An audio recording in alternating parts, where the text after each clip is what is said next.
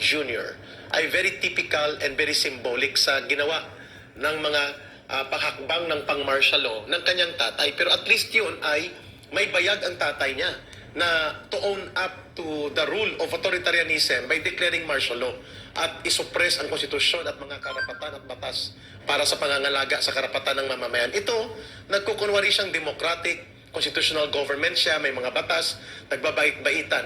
Pero ang hakbang na ginagawa niya was sharply pointed out by former President Rodrigo Duterte and many observers, mga abogado at human rights advocates, yung truest sense, mama, ng human rights advocates, that he is now going towards the rule of authoritarianism, despotiko at tiraniko na walang pagkilala sa mga garantiya at mga pagkasagrado ng batas, even yung saligang batas natin.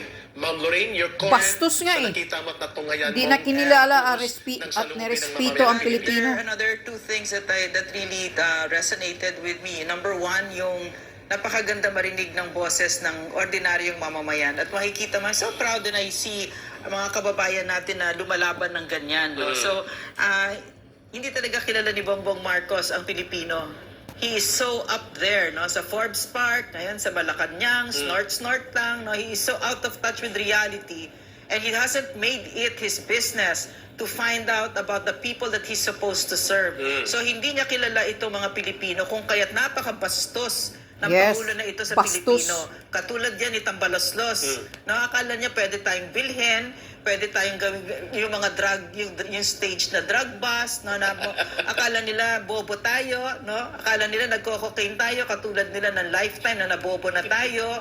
No, so listening to the Filipino people now, no, this is the tragedy of this Marcos administration is that it hasn't learned that the real power is in the people, and you have to go down there and listen to the people.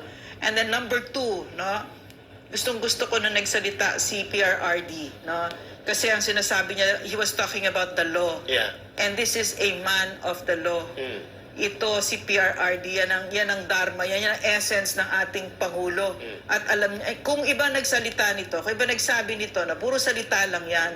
But when the former president speaks about law and order and about the constitutions, naniniwala ang tao, talagang nararamdaman natin. He has that moral authority to talk about it. And Correct. this is why, for me, I will follow him to the ends of the earth. And I'm not the only one who's like that. It will be a lot of Filipinos because he is really who he is. Hindi siya nagpapanggap, hindi siya Tama. nagsusuot ng maskara. At yung pagmamahal niya sa Pilipino ay tunay. At yung respeto niya sa Pilipino ay tunay. At yung respeto niya sa saligang batas ay tunay. At ginagawa niya by practice. Oh, Sinabi nga niya, sabi niya, nag-mayor ako, 18 Yes. years.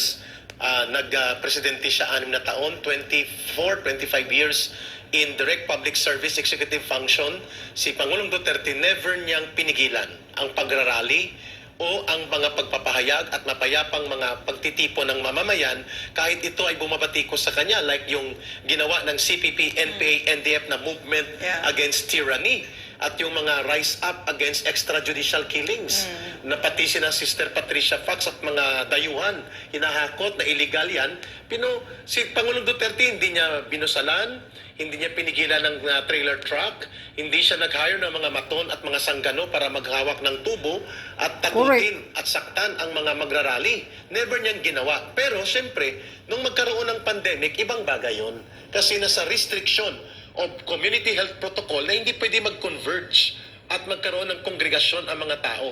But in normal circumstances, makikita ng taong bayan that he talks tough but he believes and follows the law.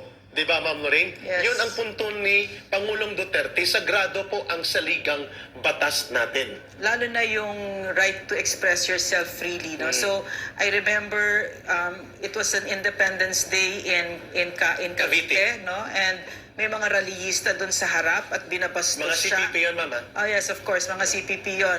Binabastos siya kung ano sinasabi. You know, he stopped his speech and then he said, enjoy your right to Yeah. free expression. True. And then he Correct. said, alam nyo, mahal ko kayo. Maniwala man kayo o hindi, mahal ko kayo. Yes. And when you get to speak to him, no, magbibigay ka ng isang challenge sa kanya, yung sitwasyon, ganito yung nangyayari, sir, ganito, he will always revert back to the law.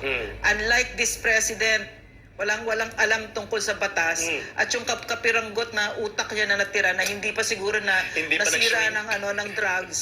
Hindi niya alam kung ano yung batas. Kung kaya binababoy niya tayo ng ganito. No? Yun. Ma'am, hold your fire.